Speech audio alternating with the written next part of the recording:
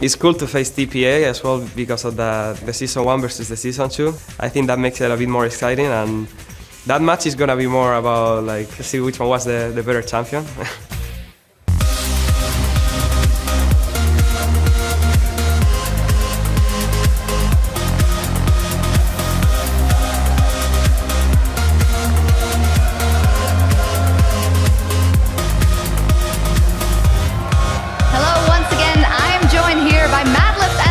From Team Ice. Welcome to the lounge, gentlemen. I want to talk a little bit about this relationship between you that has grown here in Team Ice, playing together, practicing together, double lift. You mentioned that you really enjoy playing with Mad Life. Is there a friendship developing there? Yeah, I think we've gotten to be good friends. At the first day of All-Stars, I figured out Mad Life spoke English, and I was really surprised because I've never ever heard him speak English. And I was like, wow, I see him like 2-3 times a year, and I've never actually gotten to talk to him, so it was really exciting. I was asking him questions and stuff, and he was talking to me back, and I got to know him. He was a really nice guy. And Mad Life, what about you? Getting to know Peter better on and off the Rift, how has that been like for you? 이번에 더블리프트 선수랑 많은 얘기 나눴을 텐데 어떻게 많이 친해진 것 같아요? 어때요? 네, 많이 친하고요. 이미 we are best friend. 이미 굉장히 지금 친해졌고 게임도 굉장히 잘 풀어내고 있습니다. Yeah, we're already best friends, and we've been connecting through the game and off the game. Yeah. So best friends are very nice to each other. Then I also want to ask Mad Life, what is double lift skill like as an AD carry, as you've played with some fantastic AD carries already in your career? 이제 되게 좋은 친구 됐다 말했잖아요. 그럼 이제 좀 냉정하게 말해서 더블리프트 선수가 원딜로서 어떤 것 같아요? 여러 원딜을 같이 해봤잖아요. 일단 제가 했던 AD 플레이어 중에 굉장히 하이 레벨 플레이어고요. 굉장히 할 때 뭐라고 해야 될까, 좀 스킬 레벨이 높으니까 스포터 할 맛이 나는 그런 선수인 것 같아요. Among all the AD players I've been played with, I think double lift is one of the high-class, high-skilled AD player, and because of his AD skills, I'm really happy to support him. That must feel like magic to your ears, double lift, hearing that out of the mouth of Mad Life on this great stage. I'm starstruck. Totally starstruck. So guys, of course, you guys are in Team Ice together. You guys won a game, you guys lost a game. Tomorrow the pick 10 coming in double lift. How do you think that's going to go? Vayne are in there, Thresh is in there. Yeah, Vayne's... coming into All-Stars, I didn't think Vayne was very strong. And then I watched Piglet play Vayne, and I was like, actually, Vayne's pretty OP. So he kind of showed me, like, even though she's my favorite champion, I didn't think she was very good. And then now, after seeing Piglet play her, I'm like, actually, yeah, I can do this. I can do what Piglet's doing, especially with Mad Life. He's really, really good, and he doesn't make very many mistakes. So having that kind of synergy, it kind of reminds me of Afro. I think me and Afro have like better synergy, but like Mad Life just plays really solid all around. So I think we'll do really well. Mad Life, how do you think you guys will do tomorrow if you're on Thresh and he's on Vayne? 내일 이제 드래프트 모드 때 스트레시로 어떤 활약을 할 수 있을 것 같아요? 일단 작년 올스타전만큼이나 굉장히 좋은 활약상을 펼칠 수 있을 것 같고요. 특히 더블리트 선수가 굉장히 라인전을 잘하기 때문에 그 라인전 페이지가 끝나면은 제가 더 많은 활약을 할 수 있을 것 같아요. Like last year, how we won All-Star Games last year, I think we can do a very good job again tomorrow. And double lift laning skills are really fantastic, so I think we can do a very good job tomorrow. Yeah. Wow, a lot of praise here for the both of you. Thank you very much, Mad Lift, and good luck tomorrow, of course. Now we're going to head back over to the guys at the desk for the final match of the day. Thank you very much, Shucks. It appears every time we come back from the arena, someone from CLG is being talked about. Another question for the coach. How are you going to contain double lift? Because he seems to have starstruck eyes. Is he considering cheating on Afromu here? He's in love, that's for sure. Yeah, I mean, how do you 100%. control that?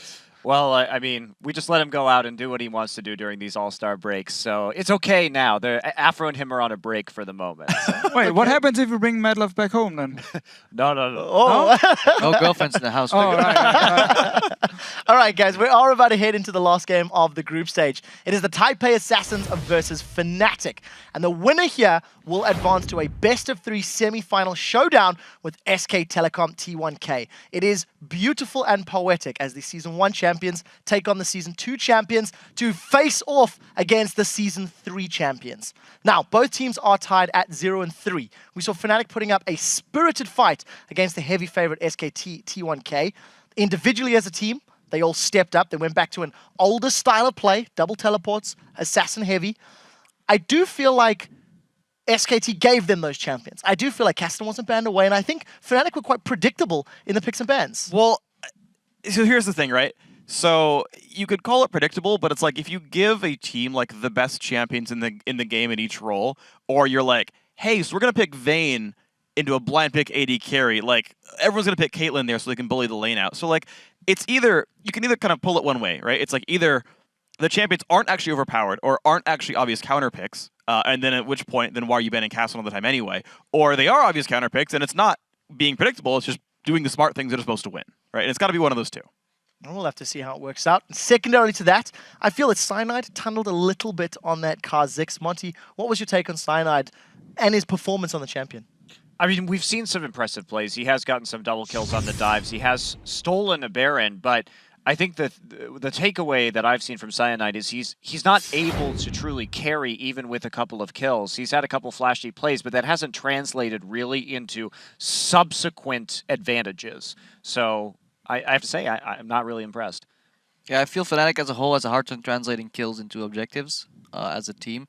And yeah, they're just not playing very objectives-based. They're looking to brawl. They're looking to make picks here and there, catch the team off guard, lower their morale by killing them over and over again.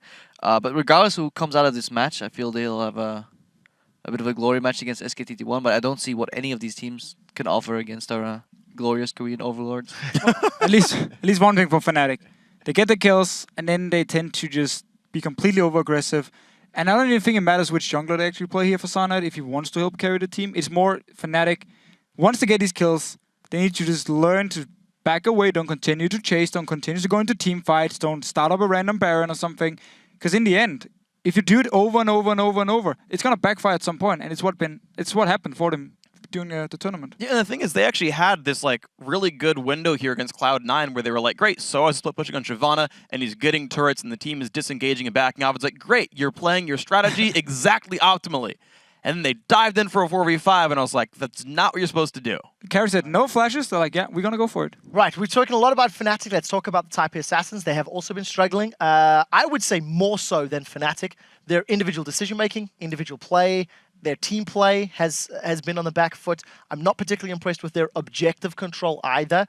I think they're the underdogs in this matchup. Deficio or Creppa, quickly, what do you think? Yeah, earlier we saw that their support was struggling a bit, and Freak said he liked him on Morgana and said he did better. I actually don't think he played that well because a couple of those hooks came out and he ended up being Black Shield after being hooked. The gang from Meteos earlier today as well. Just, yeah, too late. Misposition, out of position all the time, and just not playing the lane solidly enough. All right, well, we do have to jump to the prediction game right now as the teams are getting ready very quickly. So, across the panel, let's talk about the final vote for the day and see if you can pick correctly for this one. Deficio, who are you picking to take home the final spot in the semi-final to face off against SKT? 100% Fnatic, and I'm very sorry if they lose now, and it's my fault because I keep taking them as the winner and they continue losing every time. So to European fans, I'm very sorry, but I take Fnatic. I'm going to go with Deficio as well. I think that these teams have showed very similar flaws, but I have faith that Fnatic will be able to win the lanes and then translate that into a win. See, I'm not going with these guys, but I think I'm going with the European crowd, and I'm also yeah, they'll have the crowd behind them. They played a decent game earlier. They went back to their old style, and I don't think TPA is individually skilled enough or strategically adept enough to break that, and I feel Fnatic is going to be constantly making picks. Yeah, I'm going to agree partially with all of you. I'm going to say Vive la France. I think Fnatic's got this, the home crowd, everything. I think it's going to work well for them. Well, we'll see if it works out in their favor. Now, let's see how our analyst desk compares to the fans and how you guys have been voting over at lolesports.com. You're actually calling this one for Fnatic by 76%, so another pretty one-sided vote. We'll see who made the right pick shortly, but to take us into the game, let's head back over to the casters with D-Man and Kobe. Thank you very much, Quickshot. Let's check out the starting lineups. Over on the blue side, it is Type A Assassins. That means in the top lane, it will be Achi. In the jungle is Wins. Morning in the mid lane. BB is the AD carry, and Jay on support. And on the red side, it's Fnatic. Up top, Soaz, Cyanide in the jungle, Peke mid, Reckless AD carry, and Yellow Star supporting. Well, with this being the last match for one of these teams, we turn our attention to the top lane battle between the French former 1v1 champion Soaz up against Achi for Taipei Assassins, who plays very similar champions to him. Yeah, Achi actually played a top lane Lissandra with teleport, which is very reminiscent of Soaz style play. And he actually had a really good start on that champion. But earlier in the day, he got camped by Meteos up top, and he wasn't able to use his Renekton pick to go aggressive early. And also, yesterday, he first picked that Lee Sin, and he just got annihilated by Impact Shyvana. And he was not able to split push or create plays with the teleport. On the other hand, Soaz has had success on the Lee Sin and even drawn bans on it in the European LCS. However, he has also had his weak points today with yesterday with an unimpressive Aurelia pick going into that ridiculous team fight zone control comp of Nunu, Thresh, and Lulu. And he tried to build the early move speed, and he wasn't able to utilize it to get anything going against OMG. It does show that he is still using new champions, though, and he is probably the most versatile top laner here at All-Stars. So this should be one of the most interesting top lane matchups as far as just pure champion picks go. Either of these guys can use many, many different champions. Yeah, we'll see how it works out. And one thing I can tell you, they talked about how Fnatic are the home favorites. I can't overestimate how much this means to Soaz. Like these games, Yellow Star as well, obviously French player, but Soaz literally carries his heart on his sleeve, and he is emotional after every single game, even normal game in the LCS. Here in Paris, in front of his home crowd, he's 0-3. Absolutely, they want to win this game. Yeah, they don't want to go home. We saw his 0-4. emotion in that interview in front of the home crowd here. Everyone yelling his name right behind him. He was definitely extremely emotional. Definitely a little bit choked up. Here we go, ladies and gentlemen. Picks and bans about to get underway for this final group stage game. One of these teams will be going home a loser and a 0-4 loser at that. Lulu being banned out straight away. Nobody letting Soaz they have that through. But that's actually a problem because Morning plays that as his main. Yeah, and Morning's champion pool, people have been talking about that being a pretty easy target to go after. We'll see if Ziggs shows his face in the ban phase as well. If so, they're going to be chopping down that pool pretty quick. Well, there is the Jax ban.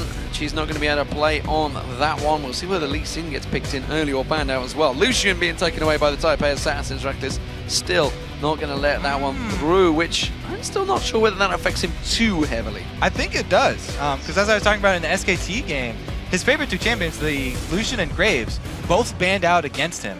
And then going back to the Caitlyn, he doesn't like Caitlyn that much anymore. Talking to him just yesterday, because of the way that Caitlyn does fall off and the fact that you have to use her early game power to get something, make it happen.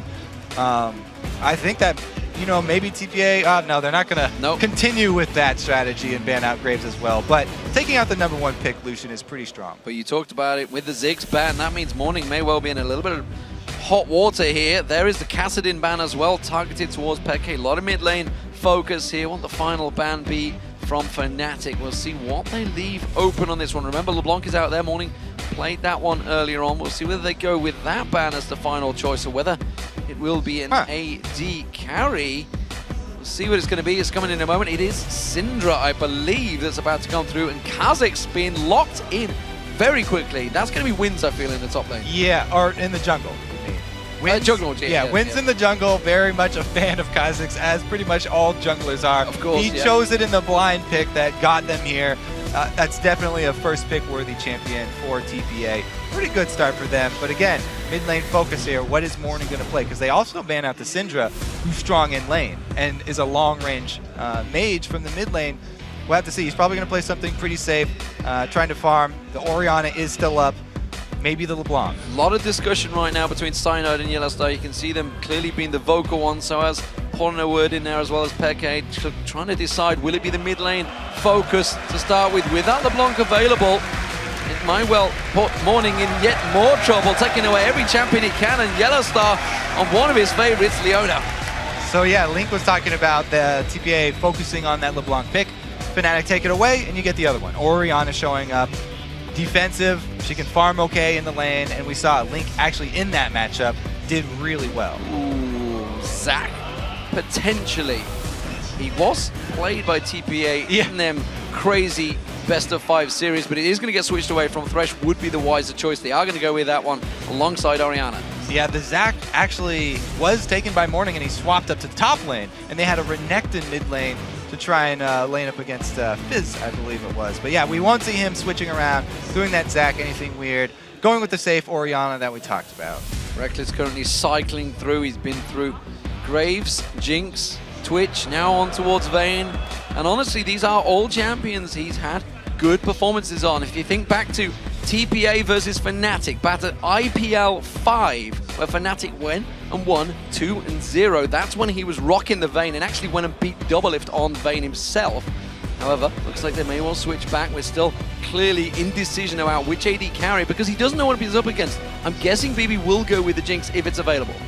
Yeah, I mean, they have looked at the hard late game carries for BB. They really need BB to get a lot of kills if they're going to look to win the game. Usually he has to get double digits.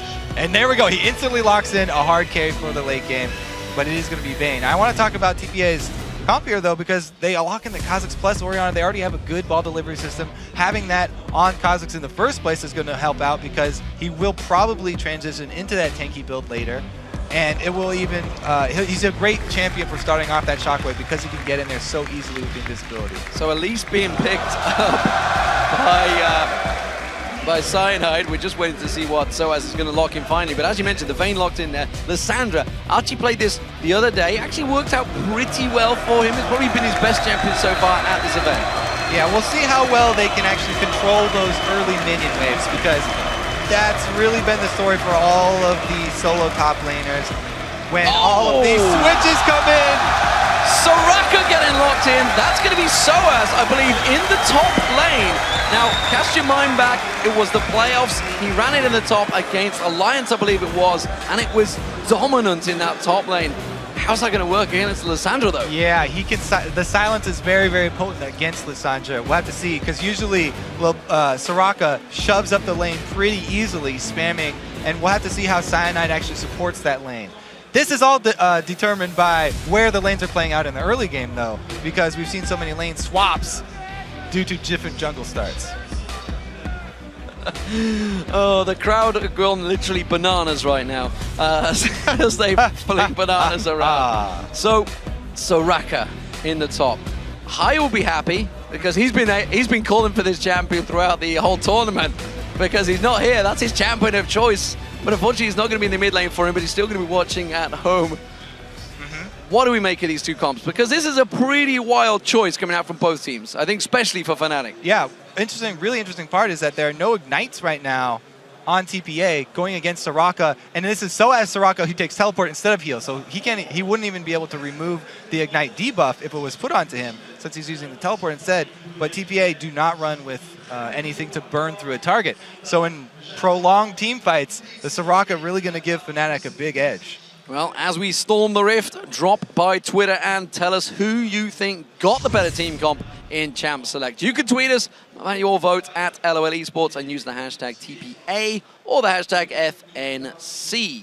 So, here we go, ladies and gentlemen. The final game of the group stage. Fnatic or Taipei Assassins will be going home after this game. Who will move on to the semi-finals to face SK Telecom? We will find out over the next course of the Summoner's Rift. Taipei Assassins as the blue team and Fnatic as the red team. Massive home favorites here in Paris. Both teams starting out with the early wards. Fnatic's placed very quickly here, getting the intel. Yes, they've seen where the ward from TPA has been placed as well, so they can work around this. So Jay does come around towards the bush, doesn't manage to get it down there. Cyanide just skittering around in the bushes. And TPA actually will be going in towards this bush. Cyanide needs to be very careful about his next approach. And I have to say, with the team shaping up like this, TPA do have late game insurance policy with the Vayne. There would be nobody really who could split push handle Vayne if they do get to that late game on even footing. Whereas Fnatic are really team fight focused here with the AoE AD carry Graves and Soraka, as we mentioned. But they also have pick potential themselves. Elise, LeBlanc, and Leona, great at punishing people for bad positioning. And as Crepo was talking about Fnatic, they kind of lost confidence in their poke comps, so they've been running more hard engaged, been running more team fight oriented. Yeah, I mean, Nidalee was available, and that's someone that Peke would have locked in ordinarily, but as you say, they've kind of lost confidence in themselves, despite the fact he still hits it hard in solo queue. It is LeBlanc he's gone with this time around up against Morning's Oriana. We'll see how that works out for them. No great differences in starting items. We do see, of course, the Ruby Gem for Jay, but we are seeing Fnatic hesitantly tiptoeing in towards the blue buff. All right, so we will see the common invades here. TPA actually starting off on their own side. And Fnatic are trying to go for a double buff start. Will they be able to get it? Cyanide can smite. Jay could pull off an Afro move, though. Oh, he already used his empowered attack. He's going to try and go in. The teleport coming through. Cyanide in trouble. He gets the blue buff, but he's going to have to flash away. Archie does manage to follow through. First blood will be going across the TPA assassin. Oh, and it will go to Archie. And a blue buff for Lissandra is vital. Cyanide got his blue buff, but then he immediately lost it. So Lissandra are going to be very happy about that one. Since it's a switch anyway, it's not that bad blowing that teleport. Now they could have... Oh, actually, he recalls and he's going to try and defend here? Interesting. They also call over Kha'Zix. So Wins and Achi might be trying to go for a defense here, but they're already been zoned off the turret. But despite that death, it doesn't actually set Cyanide behind too far because he's still going to get his red buff, which is all that Wins has got. He got the experience from the blue. He did get the experience, yeah, he got the kill in the end as well. And we do see Fnatic doing that push, of course, on the top turret. They're not going to go for it yet. Wins is going to come around defense, and as you mentioned, Archie is up here to defend, but they are only level 1 and 2 up against 3 members of Fnatic at level 2, and Cyanide is making his way across here as well. So Soaz was able to get a blue too. So even though Lissandra can try and spam out wave clear here, they've got a Soraka with blue buff. The mana battery and the heal battery up there in top. If they wanted to play a prolonged siege, then Fnatic would definitely get the upper hand, and they've actually even called in Cyanide here. Didn't see whether he managed to steal it away there, actually. You know, this play has to be made to count for Fnatic. Dangerous. Why are they still staying here? They saw Cyanide already. What are they doing? Archie and Wins, who's going to get locked up? He's going to flash across. Yellow Star run towards Wins. Wins is going to take all the damage. The punishment. The tower hit towards the Fnatic. They kite it so well. And that's a double kill. And surely the tower in just a moment. They've seen Cyanide, they do not escape the turret. Fnatic picking up 2 kills here to answer, and that will be an objective as well. Let's take a look down bottom. What have BB and Jay been able to do here? They've built up a pretty nice wave, but not much turret damage. Well, they didn't push too hard. They have got some damage down. Check this fight out, though. This is what you call, why didn't they back away? Yeah, I don't know. Soaz and Cyanide coming in with double buffs. They've got the armor there from the Soraka heal as well. Makes this really easy for them to pull off. Beautiful play there from Fnatic, able to capitalize. Very well played. You see the tower going down. This is the bottom turret as well. TPA do not quite take it down just yet, though. Jay and BB are going to have to push hard to try and get this one before Soaz gets back there. I think they should take it down, so it's going to be a turret apiece. I don't know. So, Soaz was confident. He didn't use his teleport to get down there, just walk into lane as Soraka. He's coming to at least get experience from the cannon wave. Yeah, he's going to clear it down with that siege minion there, as you say. The cannon wave will take the turret down. There it goes. Peke getting on towards Morning. He's going to have a lock up there. In comes around. Yellowstar chaining that CC. He tries to flash away, but it's a kill for Peke. Another kill for Fnatic. Roaming supports here. Yellowstar coming up huge. And you've got to wonder about that flash. Surely he knew he was already dead. It's like wasted summoner, I feel, towards the end of that one. The crowd definitely starting to get behind the home team. They've got a huge advantage top, now a huge advantage mid. And Soaz on that Soraka has a giant CS lead as well because he was able to stay up there. So he's actually okay down here in this long lane, even without his turret. They have a little bit of ward coverage. He's just hugging the bush here because he has nothing in the tri-bush. So both teams actually trying to put a lot in the early pressure. You can see Double Doran's rings being bought all around. Everybody blinging themselves out so far, but it is Fnatic with that slight edge, with that 3-1 kill advantage, which transitions into a 1,000 gold advantage. Jay on Thresh hasn't really been able to make too much of an impact yet. He was all on his own down that bottom lane for a long period of time because Fnatic seemingly have a tactic this time around. Well, yeah, he didn't have anybody to play against. He was playing against minions and a turret down there, so Jay didn't have too big of an impact. And it's basically going to be the bottom lane. It's up to BB. as usual for TPA, he is really going to be the focus for them. He needs to be able to carry this game if they have hope. They're looking for that late game split push Vayne maybe. To do that, though, they're going to have to get through a beastly mid-game of Fnatic and avoid some of the picks. They've already been caught out once by Leona. LeBlanc is so good at capitalizing on any sort of gank. He even set that one up for Yellowstar to come in. Well, it's looking pretty bad for ordinarily see Cyanide helping out quite a lot in this mid lane, and with Morning with the heal and flash both down, I would expect him to pay a visit. You can see Peke already starting to work down the hit points. Actually fairly even trade so far, but the pings are already going to Morning here. I think Cyanide is going to make an approach. Cyanide coming in from the just side, on the but back. yeah. The ward coverage here on the mid lane now is fairly decent. He's got one up there in the top side pixel, and they have established that pink ward as well. So he's feeling a little bit safer, but like you said, no summoners available. Burn both heal and flash. Gonna have to watch his step and CS from afar. Someone's feeling confident in that bottom lane. He's actually pushing in. Wins actually came back because BB had taken a fair bit of harassment, as you can see there with his hit points. And Soaz actually single-handedly pushing BB in towards the tower. Man, the biggest story here for TPA is that their top lane, not only did they lose the turret, but they also got frozen up there by Fnatic's duo. This is terrible. They're losing out not only in global gold, but also in minion waves. Usually, the team that gets the early turret is the one who gets a wave frozen against them in deep. And so it kind of makes up there, and you have to watch how many minions are they losing for that turret. But Fnatic get the best of all worlds here, and this is going to be a massive Graves, even though their TPA is putting all their hopes on BB down in the bottom lane, giving them the one easy farm lane. Fnatic actually have pretty much easy farm lanes all over. Yeah, and you can see that Reckless with that top lane wave, just holding it there. Yellowstar's going to come back up and help out, get some of that experience on towards him. Oh, and that freeze is not going to break anytime soon. Reckless is doing a good job of nurturing that creep wave and not shoving it back. Oh, never mind. He does the poor job, misses the CS, and buckshots the wave. Commentator's curse right there.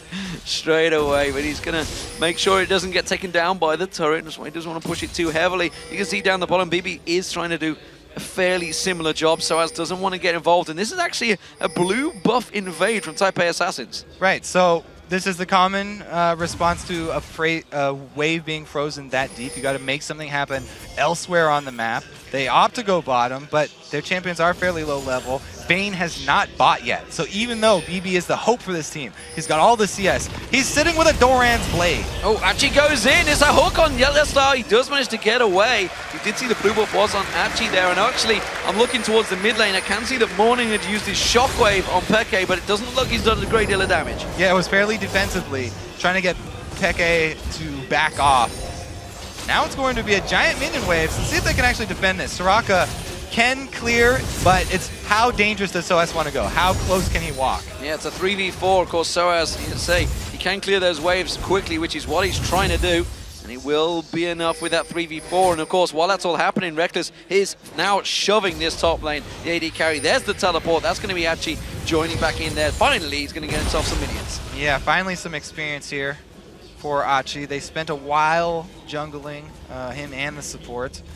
See if they can come back from this, because there was a great early start there from Fnatic, and even though TPA decided to try and make them pay for that freeze, it was really late. And the buckshot there, Reckless was already trying to push that wave back. It was not a dragon pickup for TPA. It was nothing huge for them. They didn't get much out of that big wave bottom. Well, TPA all backing away. They've left themselves fairly exposed for this dragon, and with Cyanide on Elise, he's going to send that skittering spider in there. TPA are going to try and react to this one. You can see Jayan wins just off the side there. They have got BB nearby, but Archie hasn't got teleport. He's not going to be involved in this fight, and I feel it's going to be a dragon simply for Fnatic. Yeah, because the teleport was used by Archie to go to that bottom.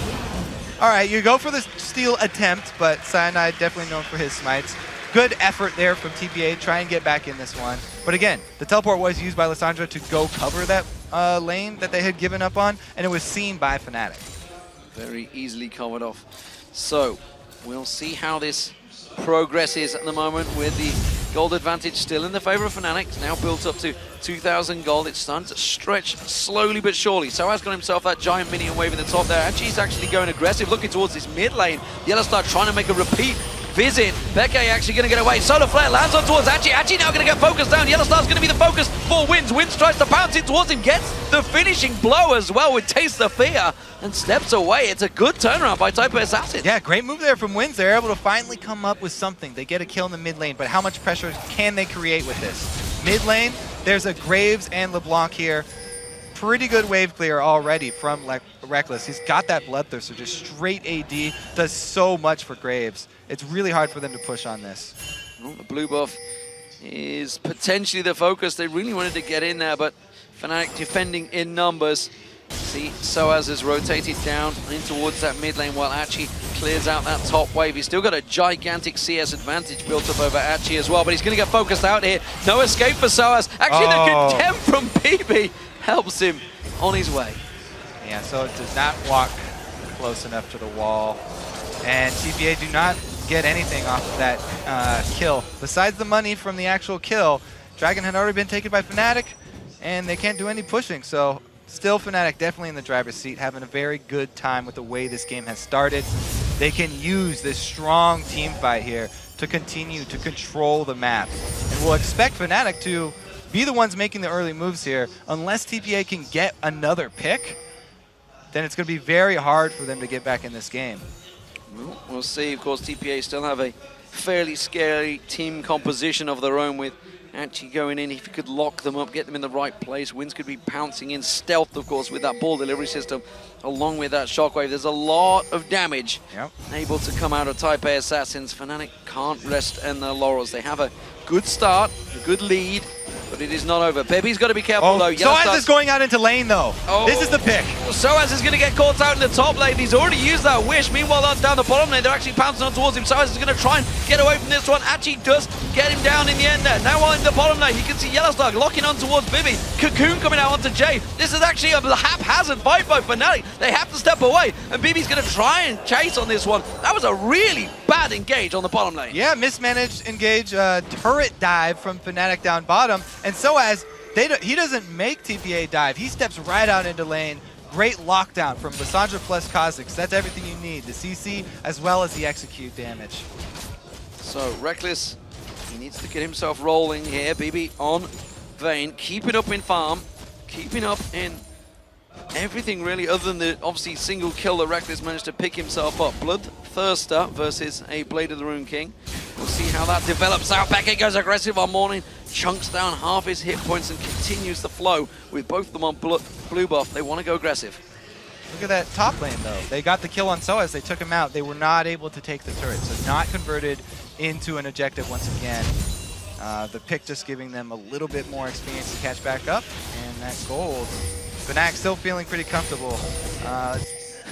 They're probably going to be looking to force some fights here because they have a much stronger team fight. A mistake from Peke and a very stern, serious looking face on him right now as he messed up a little bit on that Wraith there. He's not going to be angry with himself. Maybe that is a sign of nerves. It's something we saw almost certainly by Fnatic up against Royal Gaming, but of course they are 3 times champions in Europe, so they certainly know how to perform when it counts, but this is a high pressure game for them. All right, so both teleports will be ready for that dragon in a minute and a half. Yellowstar's already laying the groundwork. Oh, he doesn't quite get the leash in there. Cyanide tried to join him, but this is 3 members of Fnatic now in their mid lane. Ping ward's being cleared out by Yellowstar. They may try and make the move on towards his mid turret. Yeah, I mean, you gotta watch out for cocoons, and the slow already lands. Oh, the death sentence comes in, the shockwave, but Becky tries to step away. Wins gets back on, Taste the Fear comes out, locks him down on there, and now he's coming the cause in towards Cyanide. He will back away from this one. Soaz had to back away. He had to defend that top turret, and it left Fnatic exposed. Yellowstar's coming in from the bottom, though. Well, whether he's going to get in towards that. Oh, he's going to start with the solar flare, locks on towards it. Reckless comes in, gets himself the kill. The cocoon landed on Wins. Wasn't quite enough to finish him off. Man, it was almost starting to just roll in TPA's favor. That was the 3rd kill in a row that they had gotten. This one gets answered, though. Yellowstar he abandoned his ward clearing work. He's actually completed the objective, and then he comes over, rotates up, and gets the kill. More importantly, gets himself the CS, the kill, as you mentioned, and the tower down. And now Achi's out of position. Where's he going to go? There's no shockwave available. He's going to get locked up. Tries to use anything he can to stun himself out there. Flashes away. Fantastic stuff. The ultimate coming out from Reckless, not enough to take him down. That's that annoying silence I was talking about in the matchup. He actually stops Achi from getting away and makes him blow his flash. So they do get a summoner spell out of it. So TPA, as you mentioned, had actually started turning the game in their favor, but Fnatic do respond quickly. It's still only a 2,000 gold difference though, and the mid turret will go down. And Fnatic really want to get in position for that next dragon. They want to take advantage of that objective that they can force a fight at. So everybody needs to heal right now, and they need to get in position. Well, TPA are going to try and rotate down in towards it. They've taken the mid turret, they've got their vision advantage, and now they're going towards the dragon. This will pull the gold very close in terms of difference between the two teams. And Fnatic, they're helpless. They can't respond to this one. After that last fight, it was great for TPA. They answer the mid turret, plus they get the dragon. Dragon provides bonus experience to catch back up, and they get the global gold. This is huge for TPA getting back in this. Now we're seeing some momentum swing back their way. Serious pressure on Fnatic in front of their home crowd here in the European All-Stars. As Peke is going to get the blue buff. He needs that. He needs to get rolling on it. It's the second time he's had it in this game. But as of yet, on LeBlanc, he's yet to start picking up the skills. This tower, despite being left alone for a long time, has barely been touched in the top lane. Yeah, you know, they weren't able to get much damage off of it over the early kill up there.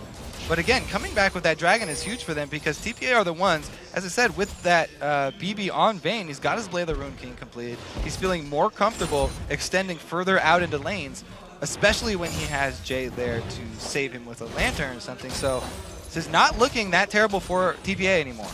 They're starting to ramp up that comeback. So we see Zhonya's Hourglass now completed by Achi on Lissandra. Soaz is pushing on the bottom lane. Ooh.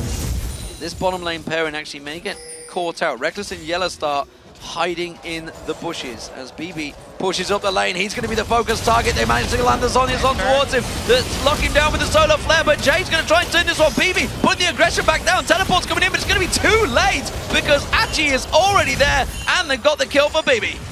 Great initiative there from Achi, teleporting in first, gets the lockup, and now Soa's way too close.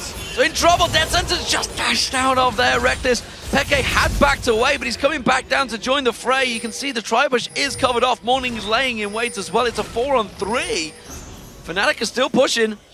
Now they actually have a lot of threat on this bottom turret, and it's pretty low. So even 3 versus 4, trying to shove it in. Oh, actually taking some damage. Has got that Zhonya's, as I mentioned, completed. And again, Fnatic unable to take it with that wave. Will they keep on pushing because the pressure is still on there? Top lane is covered off. Cyanide's up there. They want this turret. Uh-oh. Cocoon just lands into the battle of the junglers. Oh, he's going to be trying to turn around, but Cyanide's taking some serious punishment from wins there. There's the bottom turret. Fnatic finally got it down. They are 3-2 up in turrets, but this game is very close. Yeah, not that much wave clear once Morning leaves the bottom lane for TPA, so they have to give up the bottom turret. But BB, he could be working into a static shift there. He could be looking to supplement that wave clear. Oh, Achi is invisible. He didn't have a ward there, so I didn't realize he's there, but not in Achi! Oh! Holy smokes! Peke just melts Achi where he stands. That's the danger. Now his ability power starting to stack up. He can land his combo. And Achi knew that was very dangerous to go for, but it's only 3 members of Fnatic down here. Even though TPA have 1 member dead, they can— oh, did he steal it? Oh, yes he did. Reckless. Reckless with the steal. Nicely done on the red buff there, using that ultimate. While this is all happening, Soaz is continuing to push that top lane out. He's coming across towards the blue buff now, which Morning really wants, but the rest of Fnatic are there in numbers. They can steal both buffs here. Amazing turnaround here. Fnatic actually invading the jungle. Now, they really want to get more wards down here deep so they can get more of those picks that we saw from Peke and Yellowstar. Lissandra knew that it was a dangerous bush to go near. trying to just shove that ward in there, really costing. Solar Flare lands, Bibi getting locked up here. Peke comes in to finish the job, and it's another carry down. But Yellowstar, he's going to get left stranded. There's going to be the wish coming out from Soaz. I'm not sure it's going to quite be enough. Peke's trying to land the distortion on 3 members. Not enough. He has to back away. Yellowstar, sacrificial lamb, buying time for Reckless in the mid lane. So even though they lose someone for that pick, they create enough pressure by drawing everyone else down bottom to get some damage on the mid lane here. Reckless, though, is going to have to back off because he has no backup. Oh, Jay throwing the lantern out. They're going to try and close up towards Reckless. They get him locked up. Flashes out of the shockwave just at the right moment. And he will get away scot-free. That is going to be a pretty big cooldown there for Morning as well. Not able to take another team fight anytime soon. Really, though, their main objective right now is retain vision around their jungle. Fnatic are making invades all over the place on both sides. So TPA just have to be careful about letting people get caught out once again. And it looks like BB will not be going for Static Shiv. He does not worry about the wave clear. He's going for the Phantom Dancer hard carry. Well, we'll see how it works out. He's the man that Type A Assassins have had to rely on to carry them through these sticky situations. Has not been able to do it so far in this All-Star 2014 Paris tournament. Can he do it this time? He's racked up some gigantic numbers throughout the Garena Premier League semi-finals and finals, as well as the quarterfinals, of course. He went crazy on Draven, but they are asking a hell of a lot to him. He is on Vayne. He is on a champion that will carry late. We're at the 22-minute mark, and he's got good farm, but he was ahead and even with Reckless for a long period of time, but he's starting to fall behind. Yeah, there's a lot of pressure from Fnatic roaming around. It's not safe for BB anymore after that bottom turret went down. You also have to give props to Morning, though. He is shouldering that burden of wave clear, and he's doing a good job of it. He's actually caught backup in CS, so that's good news for TPA. Also, Achi with some timely teleports. The only problem is he has to watch out his positioning, because if Pekka gets a jump on him, we've seen what happens. He will be bursted 100% to 0 before he can do anything. It's going to have to be a very quick Zanya's activation if he wants to stop that from happening. Speaking of timing, Fnatic ready for the Dragon Spawn, but as are Type A Assassins, they actually swept the bush, didn't quite catch the ward just off of the side there, which is why Type A Assassins have got themselves some vision in this Dragon area. Both top laners still away in the top lane, keeping on pushing. Teleport will be available in just a second. Fnatic going deep on this Dragon. A lot of damage coming out from this one. Smoke screen goes down from Reckless. They bait in the team fight. Wins goes in. Solar Flare lands on towards it. Jay takes the brunt of the damage from Reckless. Actually gets in there. Solid Zalgas is a great shockwave coming out from Type A Assassin. They try and turn this one around, and they may well just do it. It's a double kill for Reckless, though, but he's going to get pounced on. It's another double kill, this time for BB, and it's a 4 for 2, sorry. No! Cyanide got away. I can't believe it. He's on nothing. They do have control of the map here, though. For TPA, yes, even though Fnatic were able to get that Dragon, TPA TPN, and they're able to have control of the map, so they can actually answer. BB is still alive as well, so he's getting more minions. Key for them. Let's take a look at this. Yes, Dragon is finished, but here, let's watch the shockwave that comes in, because the AoE from TPA actually does a lot here. Archie locking up Peke this time. He's the one who got the jump, and then the shockwave. Everybody was on the Lissandra as well, and he's able to get a great shockwave from Morning there, locking it up. Wins just running wild throughout that team fight. This is the Kha'Zix with the 2 damage items so far. He hasn't transitioned into tanky build yet, going full offense. And that was the big combo that we talked about, the Type A Assassins have. Once that damage builds up on them, it's only gonna get scarier, and Fnatic have got to be careful they don't get caught out in the Dragon Pit, in the Baron Pit, or one of those locked up situations in one of those bushes, because TPA clearly proven they have the team fighting prowess on them. Fnatic, they've been working with picks so far, and they may well try and make another one here, actually being careful and actually getting the support of his team this time. Yeah, it was definitely a beautiful job of Achi getting his vengeance on Peke this time around, because he was able to lock him up first. Don't want to take that hook, and Jay knows it. It ups his hit percentage, though. Trying to do a mad life. He had the Wins, waiting just off the side there. Could have thrown that lantern out and pulled them all in towards it, but as you mentioned, they didn't want to take it. They didn't really have vision of it, so wisely stepped away. Fnatic are grouping. What is their objective focus, though? They definitely want to get a team fight where Peke doesn't get jumped on. When he gets locked up, it's really poor for them They need to get at least one of those LeBlanc combos off. TPA are doing a great job, though. They're defensively warding up their own jungle with pink wards. Those are going to last a while, and those they can actually defend. Taking fights in the jungle. They thrive on these fights where they're spread out. They've got a Vayne and they have a Kha'Zix, both of them trying to run around, trying to deal damage from different sides of Fnatic, not letting Fnatic lock them up. Oh, Wins was the focus. Actually does come in here. They were a little off with their timing on that blue buff, and Taipei Assassins have a good wave to push down this mid lane, but they're choosing not to go for it, despite Pekka using his ultimate back there. Soaz has once again pushed that wave in the top, keeping the pressure on there that somebody has to go deal with it once again. Yeah, TPA, they want to play defensively right now, and they're doing a very good job of it, trying to hold on and close that gold lead because they're trying to wait out this Graves. Their AD carry skill is much better, and their jungler is going to be putting out a lot more damage late game too. Even though Cyanide is trying to help, he's going with the spell penetration Elise build, not the utility Elise build.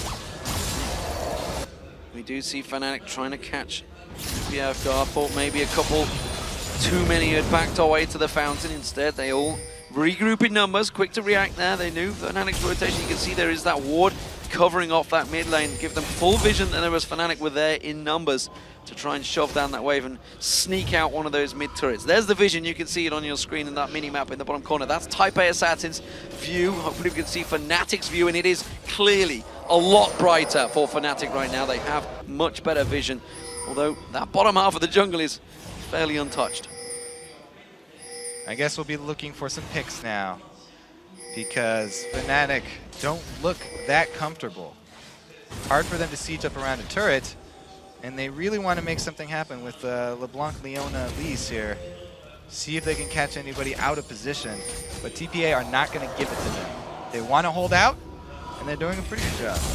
So clearly this, what, 30 minutes coming up to now, is going to go a little bit longer maybe than the games we've seen. This could potentially be the longest game we've seen in this All-Star tournament. They actually have been fairly close to being around 35 to 40 minute mark for the majority of it. This is definitely the closest game we've seen at this point in time. It's only a, what, 2,500 gold advantage for Fnatic so far. Who has the stronger of the two as we get later and later? Yeah, and it is fitting that this will be, or could be, one of the longest games that we've had. In these high-pressure situations, it gets down to whoever loses this one is going to kick out. They're not going to move on. We've seen in promotion tournaments in the LCS, teams start playing more passively. They don't want to take as many risks in that situation. But that playstyle kind of favors TPA. As I said, they're banking on BB, and he is scaling up nicely. He's actually even building defense because he doesn't want to get one-shot by Pekka. He knows that he has to be able to survive one of those first, even if he gets caught out. So he's got a lot of magic resist, and the shield from Hexdrinker is just so he survives that one-round burst from Pekka. And the danger, of course, will come once that Deathfire grasp is completed by Pekka. You can see the Gravidon's death cap is already on there, along with that needlessly large rod, so it's only a matter of time before that gets complete. Of course, Morning on Orianna has been playing fairly safe and secure, kept good CS with Pekka, and kept the item. Oh, Jay getting hooked in there. Quick distortion Chain from for a Pekka. chain. Not going to land on one another. Soaz is making tracks to head down here. Pekka, look at that distortion catching on Morning and TPA Bebe. So that is both carries now caught out. That may well be the dragon. Yeah, got Fnatic. the Vayne ulti down. Wins can go again for another steal and a lantern out, but he doesn't have enough time there.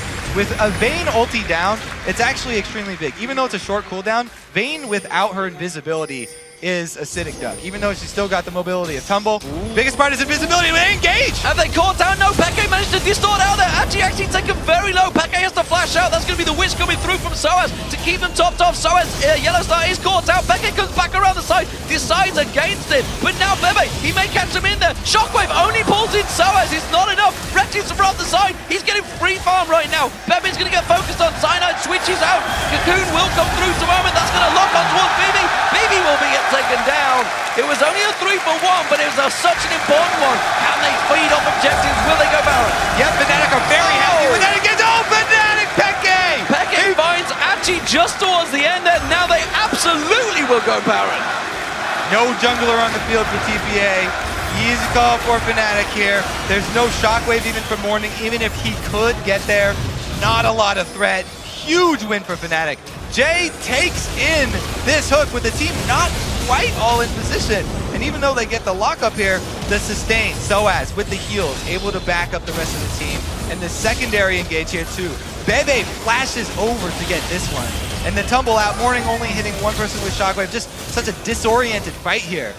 TPA kind of looks like they rushed this one a little bit. They were stalling out really well, but they jumped the gun, and Fnatic made them pay for it. Fnatic extremely happy. They're relieved after that last team fight, because it was getting to look like TPA were mounting that comeback. They now have the Baron buff, though, and they could push with that. Big turnaround for Fnatic, that fight. Now, started off, actually, by TPA going in. Yeah. Maybe a missed call there, who knows? They will have to analyze that one after this fight, and it could well have cost them the tournament. Fnatic now in the driving seat. Baron buff on, and a gigantic gold advantage. It swung from just a 2,500 to what a nearly 7,000, 8,000 gold differential, and of course the Baron buff stacked on top of that, the gold difference, which you can't really equate with that health regen it gives you. Yeah, Fnatic extremely happy with the recent turn of events. Everybody's going back to purchase with all the rewards they just got, so that not only will they have the Baron buff over TPA, but they can actually use all this money, this huge gold lead that they do have, to bring about a tower siege where they can rely on some Baraka sustain, even though they don't have the best range for taking down a turret. LeBlanc actually is adept at poking you under the turret. She just has to put herself in a little bit dangerous situation. So Peke, he can do some harass, but he has to worry about Achi. Keep your eyes on Achi. If he's able to lock up Peke again, we've seen how that team fight will go afterwards. Yeah, and Achi actually did complete his Rabadon's death cap after the fight. You can see him glistening blue there as he picks up a brilliant pot. There was actually a Void Staff picked up, and Fnatic looking to siege this one out. They've got the minion wave, and they should poke this turret down, no problem there. Fnatic in full control now, 4-2 up, and again, BB just getting poked out, and it does so much damage. Just a single wisp of a spell coming out from Peke in Bibi's direction, and it just knocks a chunk of his hit points off straight away. Now this is an interesting situation for Fnatic, because they could go safe and take these outer turrets, which TPA will most likely not try and defend and get just some global gold and add that to the lead, or they can crack into the inhibitor turrets, which is what they really need, because they're worried about this game going super long and they want to be able to crack into the base. Looks like the first decision, they stay there for only one wave, and now deciding to rotate over for the easier goal. And the problem is they didn't really have a minion wave either. So, it's a juke! Oh, the juke from Fnatic! TPA, they finally realized they're quickly switching around. They realized they've not shown themselves in lane yet. Let's get back around to that mid lane. They're keeping them running a merry dance. They're hoping that someone is going to step out across there. Peke trying to see if he can sneak anyone out there. Instead, takes himself back. I mean, it's a tough decision. Rightfully so, they're flipping back and forth. And Fnatic would love to get a pick rather than having to just siege up like that. If they can keep moving between top and mid and catch TPA moving to defend this outer turret, then that would even be the better situation. They don't have to siege up. They would definitely take that option. But so as recalling, he's got the teleport. He wants to catch all this money at the bottom wave while the rest of the team keeps pressure. So that is old experienced heads, I feel, coming into this one, thinking we've got the Baron, we took it off the back of a good fight, but we're not that far ahead, as though that's what they're going to feel. They're looking at, all they can see is 12-10. They can look at the items. They have no idea that they're, what, nearly 10,000 gold in the lead. It won't feel that way to them at the moment after so many close fights. And wisely, they, as you mentioned, step away and make sure all of the waves are pushed up so they can keep some pressure on those turrets. Now, look at the current state of the game. Very, very little ward coverage for TPA because they were bottled up inside their base when Fnatic have so much control. They weren't able to get any more wards down. All their wards expired, so the entire map is dark. Look at this. This is a very scary situation for them. They have to play against Peke, who's extremely fed right now. He has the trinity of AP items, plus another needlessly large rod. So if he finds anybody, then it's going to be doomed for them. And Fnatic would really love to play that game. They're going to try and strangle this entire map, take advantage of that vision. Take every resource away from them. 15 seconds until Dragon's up. That's absolutely Fnatic's. You can see Cyanide already heading off there. He's going to take that one down. All of the jungle being stolen away from Type A Assassins, just amounting to masses of gold heading Fnatic's way. Peke He's off the side. He wants to find himself a kill. BB not having a bean of that the moment he steps out of that jungle backed away, despite the fact he's got that Banshee's Veil on him now. He realizes he can get popped pretty quick. There is the Dragon for Fnatic. Yeah, they want to play this as safe as possible, even with a 10k gold lead. Looking to take away every option from TPA. They might even wait the full timer for that Baron to come up. They don't have to siege up on one of these turrets. However, they've got a fairly tanky Leona in Yellow Star, and if they still see anybody out of position, they have the opportunity to immediately jump on them. Reckless is fed nicely as well on this grade. You can see 612, 343 minions, the highest CS in the game so far. And actually, I would suspect probably getting close to the highest CS we've seen in the tournament so far as well. 12 turning kills. And as you see on your screen, it is a 12,000 gold lead. Fnatic get themselves in this position after a very good start, honestly, but a good turnaround from TPA to drag themselves back into it. But they have been caught out by this one. Fnatic using that vision advantage they have and sneaking in there and taking it without the minion wave. And now they only have 1 more minute to wait for that Baron, so they will definitely go with this option. I do not see them sieging up an inhibitor turret. Since they have so much vision control, they can make TPA walk right into their hands. They've got the Soraka with the Rylai's. It's hard for TPA to go face checking and getting vision around Baron, because if they get close at all, as we said, Leona, Soraka's gonna back anything up with slows, and they also have Peke who's extremely fed. TPA are in a really tough spot right now. Not only do Fnatic come to the doors with a huge gold lead, but pretty soon, it's gonna be the Baron. So TPA desperately sweeping out their jungle, trying to get themselves a little glimpse in towards that Baron pit. Jay dares sneak in there. He's realized it. He just peeks around the corner and puts it in the river. That's as far as he dares go. And already that's going to get spotted out. Pink Ward goes down from Yellow Star. That will be the only vision that Taipei Assassins had of that pit. The timer will not be visible for them. They ping on it. They know that's where they've got to go, but they're going in blind. Yep, they're going to prey on TPA's anxious... Whoa, they're just actually going to face check here. TP from Soaz. Sure, that's going to be a cocoon locking at wins, actually. They do the damage. Soaz teleports in, as you mentioned, but TPA actually got away lightly with that one, I feel, despite the fact they went in blind. Yeah, bold move from them, and they are rewarded. They're able to get the TP out, so at least they've relieved the pressure of the split push. However, the Baron threat is still there. They have no vision of that death push. Pink Ward actually going up just a second. Locked up, picked down. Nicely done by Taipei Assassin. Jay tries to capitalize. It's not quite enough, but that was an important pick, and it's by Apchi again locking him down. I have to say that was just a pure mistake by Peke. When I said he can go for those harass, he has to keep his eyes on Achi. Remember, Achi, when he gets the jump on Peke, he can lock him up first. There's no hope for Peke. Yeah, I mean, look at his build there. He does not have any tenacity. He has nothing to get out of it. This could be an inhibitor for Taipei Assassins. They take the inner turret down, and they're going to keep on sieging through. They have the minion wave with them, and they can just force Fnatic away from this inhibitor turret. It's going to crank it open. Reckless using his ultimate, trying to force them back, blow them back away from this one. The minion wave is down, but TPA are not done yet. They are so happy with the way that went. That was pretty much the best possible outcome for TPA. Not only did they stop the Baron, get the teleport out, but they also got the kill on the main mid laner, and the middle turret already down below half HP. They're looking to get it before Peke revives, but the timer comes up.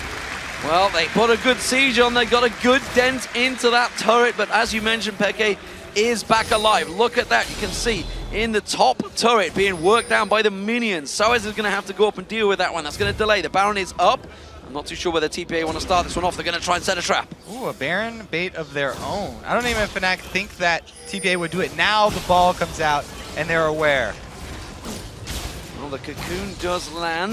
The wards come in. Fnatic are going to try and set themselves a trap. It's a dangerous game, though, as has been already proven. Actually, again, with his ultimate back up, he can lock down Peke as well. BB real aggressive. Way too deep, I feel, in this one. Solar Flare locking him down, but there's no damage to follow through because Reckless and Peke off on the side. Peke taking some beatings from wins there. Reckless also having to get away. That was the wish being used out by Soaz, and TPA are forcing Fnatic back here. They're going to back away from this one, but this is clearly a tense fight between these two teams. Fnatic do not feel they have any advantage whatsoever in these team fights. Yeah, they're playing pretty scared right now. I have to say, though, BB's early defensive items definitely paying off for him there.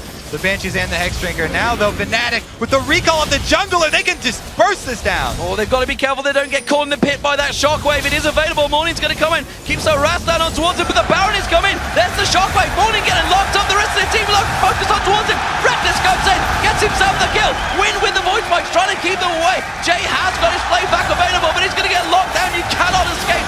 4 members of Fnatic with a Baron buff. Peke was keeping them busy at the side, and the crowd is absolutely loving the fact that Fnatic are back in the lead. Fnatic win the waiting game around Baron, and they prey on the timings. TPA backing off without vision.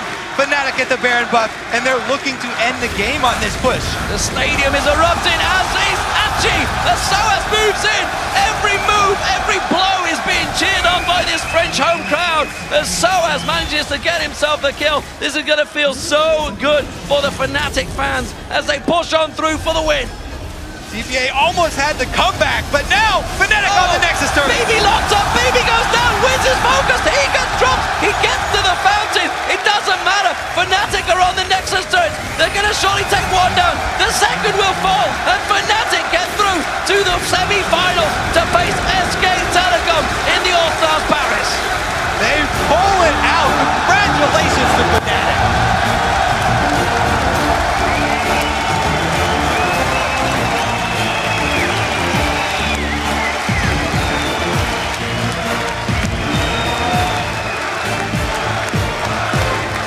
Fantastic scenes here in the Zenith. Fnatic, it's been a long time coming, honestly, the win. Finally, the home crowd fans do get one, and it does put them, all importantly, through to the semi-finals. It is against SK Telecom, the world champions, reigning world champions. It's going to be a tough feat for them, but by God, they had to work for that one. They did indeed. Playing a little bit scared there. TPA showing signs of life. Getting a lot of good picks for themselves as well. But in the end, Fnatic control the Baron pit. Fnatic control the game. It's gonna mean so much to them. SOAS absolutely big cheers on his face, but you know there's tears in their eyes, bless him. He absolutely wanted a win here, no doubt about it. He'll be out to tell his friends, everybody is here. I'm absolutely certain they will have some family in the audience to come and watch them. And finally, they get themselves a win on the board. It's been a long time coming though, and despite the fact they were, what, 16,000, 17,000 gold up, they were not sure about those team fights. Yeah, the threat of the comeback was really scary, even though they had such a massive gold lead. So, you know, they played it pretty safe, and in the end, it did pay off. That last bit of aggression from Peke really got the heart pumping there for a lot of the Fnatic fans. Yeah, with Peke going down, that was like a, oh, have they done it? Have they done a throw? It's unbelievable, but it didn't happen because they managed to turn it around. And honestly, TPA, what could they have done? Could they have tweaked any advantage from that kill? Could they have forced the Baron fight? They did the right thing, I feel, to try and force and get that inhibitor turret down as quick as possible. So they got a lot done going up mid, and then it was the second time where they went back to Baron around, and they did leave, I believe it was Achi teleporting back, but leaving Baron unattended at this stage in the game. There's so much damage on Fnatic, they can take it down that quickly. Fantastic stuff. For more insight, though, we are going to head on over to the analyst desk with Quickshot and company for the final discussion. Thank you very much, D-Man and Kobe. Fnatic do manage to take down the Taipei Assassins, and they will advance to the semi-finals, where, of course, they are going to be doing battle with SKT. I mean, exciting game, a little bit chaotic. Well, the thing is, Fnatic, I think we can all agree here, they always know when to deliver. They're in the top 4. Probably one of the best teams in the world, in my opinion, now. Yeah. And I think top 4 in the world. So during the game, Monte Cristo in the start was like, TPA, yeah, I think they're going to win. But then they just turned around. Fnatic It was top lane all over the Soraka. place, man. Top lane Soraka. Euro. Top lane Know what to Soraka. pick, man. Top lane Soraka.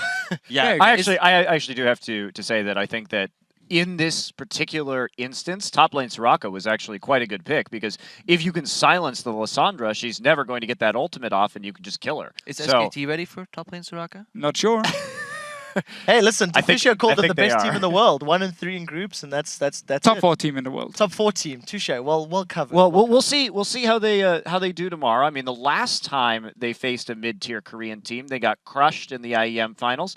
And actually, we can really see the parallels between SKT and the KT Bullets because they're actually kind of fighting it out for 7th and 8th place right now in Korea. When they get back, they'll actually have the 3rd place match, and it'll be against each other. I don't think they try hard in Korea. I think they save it for these international tournaments. And that's what we see here. For the real competition. Yeah, for the real competition. Exactly. You can actually show that they're very good. But so Fnatic right here, they played, I guess, the way I expected them to. Individually, they've remained strong. They make good, 2-on-2, 3-on-3 sort of plays. I think their strategies were still a little weird, but I actually have a replay to show of their small skill decision making. If we can pull that up on your screen, it's a tower dive very early on in the game that gave them first blood. So before we start, I want to point out that they're basically ready to dive onto the turret, but notice that Yellow Star is one who's going to take aggro with this one, actually. He's going to make sure he's on Leona, he's got the Eclipse Shield and wanted to make that happen. And there's actually a misplay by Achi here, who actually casts his abilities too early. If we start the clip out, you're going to watch what happens here. So he roots early. There's no aggro on anyone. That turret's hitting a minion. Yellow Star gets the armor from Soraka, then flash stuns to pull aggro, and then Fnatic goes in. They coordinate that, make sure the tank pulls aggro when that fight starts, and then he just backs off with one turret shot to go, turns on the Eclipse Shield, goes back in. Once again, you're seeing now it's Soaz with aggro, flashes back at the last possible second. Their micromanagement right there is very strong. They put aggro on the right guys. They know when to leave. But that's kind of the limit of what's going well for them. Now, I do want to talk about how the rest of the game played out. Fnatic continued to make those dives, continued to grab kills and play more aggressively, actually securing more objectives this time around, I feel, than the match earlier in the day. But sometimes they were over-aggressive. Sometimes they got caught out. Actually, a lot of times they got caught out. We're going to move quickly to the second replay. Deficio, talk us through this one as we pull it up onto your screens. And then let's just talk about Fnatic's stance in that mid to late game. Well, so first of all, Pekka here, he's of course going to be hooked in by Jay, so he's overextending a little bit. But it's actually more TPA I want to look at here in this fight, because this fight shows to me the issues for TPA. When it comes to individual play, especially in the team fights, they make some mistakes. So if you just roll the clip here, the hook is actually very good here, and obviously Archie, he wants to lock down Pekka, but he flashes away, and instead he gets Yellow Star. So you just wasted one of your ultimates onto the support, a very tanky member. Following here, Fnatic now, they can continue to chase, continue to fight. Notice Morning coming up here as Oriana. The ball is on his head. He uses the ultimate. Only hits Source. I mean, your two main ultimates here are completely wasted, and that's why you lose the fight. Yeah, and I don't want to be mocking Jay, but he died without using exhaust as well. Yeah. Even worse. Well played, well played. All right, guys, we'll get back to this discussion. I believe the interview is actually ready. So let's throw this over to Shox, who is joined in the interview lounge by the winning team, Fnatic. Thank you very much, Quick Shot. I'm joined here by Expeke from Fnatic after that win versus the Taipei Assassins. Peke, first off, tell me about the mindset going into this game, because obviously you guys have not been doing well in this tournament up to now, and this was the last chance. So tell me about the strategy and how the team went into it. Yeah, I think we were pretty positive about this game. We saw TPA playing, and they seemed to not be doing as good as other teams.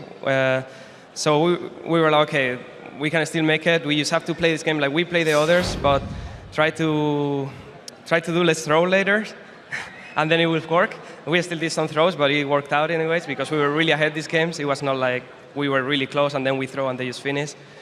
So yeah, pretty much the mindset was like, let's just play like we did the other games and try to just be smart when it comes to team fighting and stuff.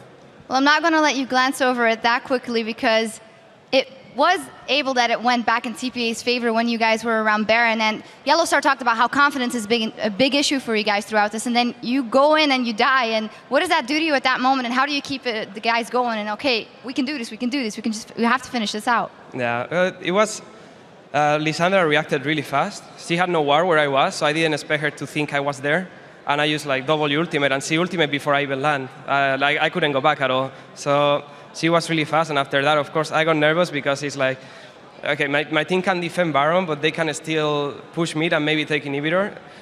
Luckily, we were really ahead, so Grace could clear the waves. We had Soraka, so Elise could tank a bit and then get healed, and they were not able to even take the turret. And I had Hunger, so once I saw I had like 10 seconds left and my team was defending, I was like, okay, everything's fine. Let's just play it safer, super safer, and we still got this. So everything is fine. You guys made it through, but that does mean tomorrow you guys meet SKT again in the semifinal.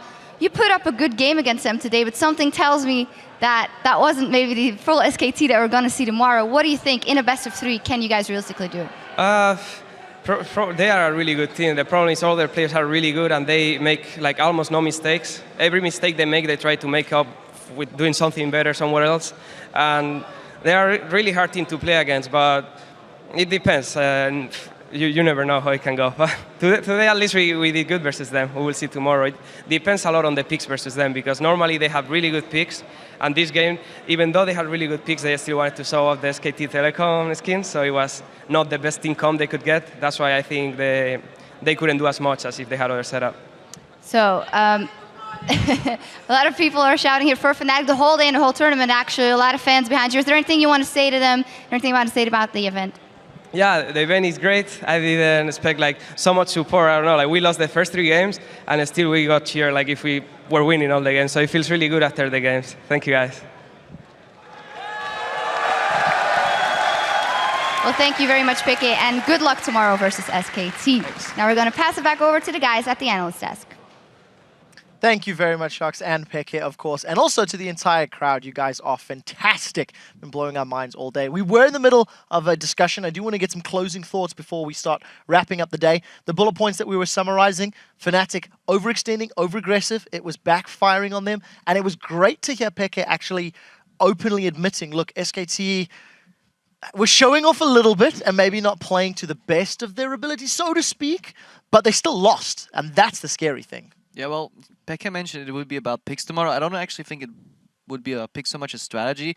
In this game, we saw both these teams just didn't play it strategically correct. I mean, one instance for Fnatic, they didn't even Baron bait properly. They could have waited a lot longer, and they actually ended up losing a pick to TPA. Then TPA pushed in return. They could have easily tanked out that tower. I mean, they had 30% health left. They were late game. They were strong on a 5v4. They could have taken that inhibitor and maybe gotten back into the game. Thing is, if you give that much room for your opponent to punish your mistakes, they will. And SKT1 will not let that slide. They will immediately punish you for those mistakes. So I don't think it matters what they end up picking.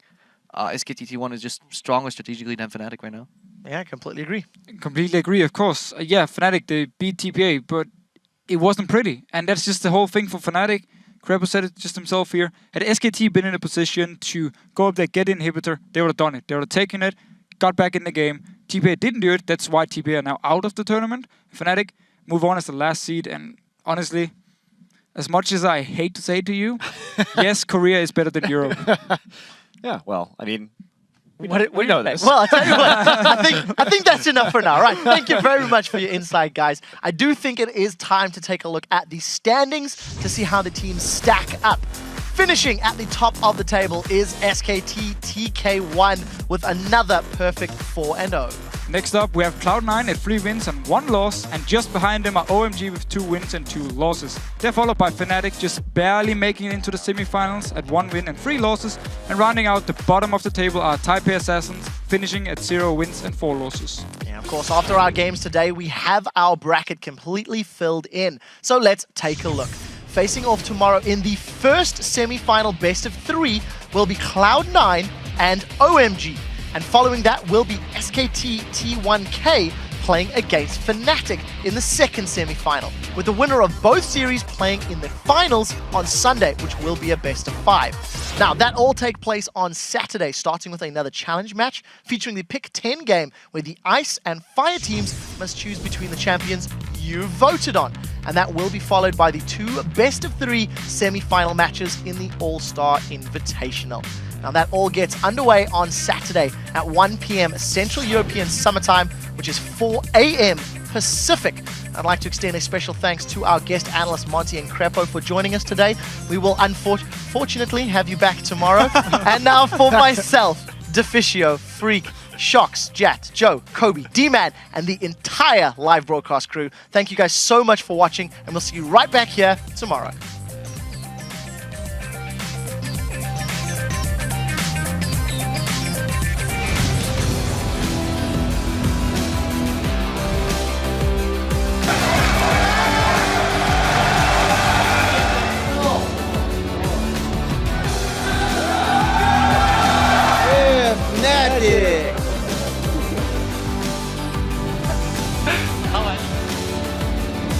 Super a mega death rocket coming across the map. It could be good. It could be good. Oh, so close.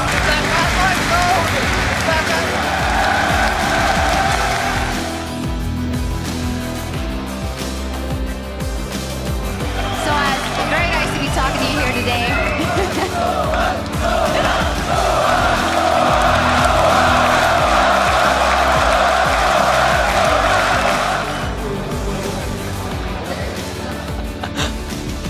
Double kill for the bottom lane goes down. Xion gonna get kicked out. They're gonna go straight in. He throws his bomb down. He's still alive. He came out actually down. Got him.